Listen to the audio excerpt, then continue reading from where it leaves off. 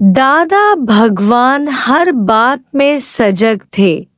एक दिन national park में रुमाल छोड़कर आए। जब खुद कुछ दूर चले तो याद आया वापस जाकर ले आए।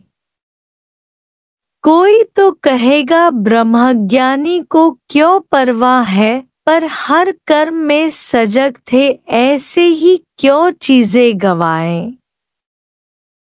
अगर रुमाल नहीं लाते फिर दूसरी चिंता करना, खरीद लाता फिर दूसरे को टेंशन क्यों दे।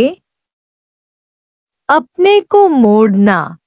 दादा भगवान से किसी ने पूछा आप कैसे रहते हैं हमें, तो शब्द आवाज सब सुनाई देता है। दादा भगवान ने कहा असंग होकर रहो, दुनिया को नहीं बदलो, अपने को बदलो। अपनी बात सुनाई कमरे में कोई बात करता है तो मुझे द्वैत की बात पसंद नहीं है। मैं दूसरी तरफ मुंह करके सो जाता हूँ। एक कान से कम सुनाई देता था तो उसे ऊपर करके दूसरा नीचे करके सो जाता हूँ। मतलब दूसरे को मौन करने को नहीं कहा पर खुद सुनना बंद कर दिया।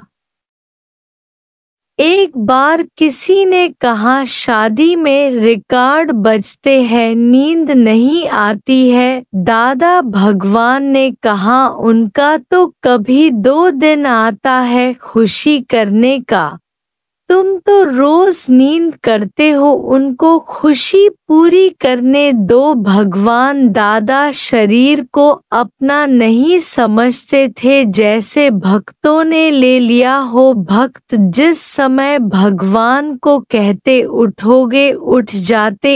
एक दिन दादा भगवान ने कहा जैसे मैं तुम्हारे आगे मुड़ जाता हूँ, ऐसे तुम भी सृष्टि में मुड़ना सीखो, जो मुड़ेगा वो जुड़ेगा।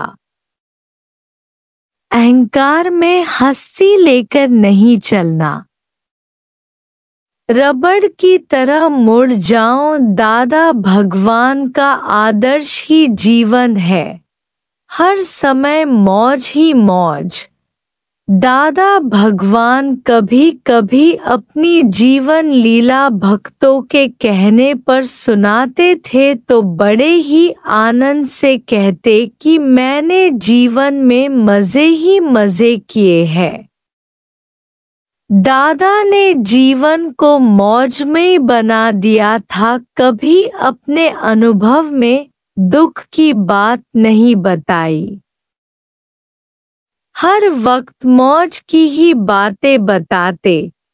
यही ब्रह्मज्ञानी से आदर्श मिलता है। दुनिया में कोई भी अनुभव सुनाएगा कि ऐसे दुखों से ऊपर उठा। ब्रह्मज्ञानी का जीवन हर वक्त हंसी, हर वक्त खुशी, हर वक्त अमीरी है। बाबा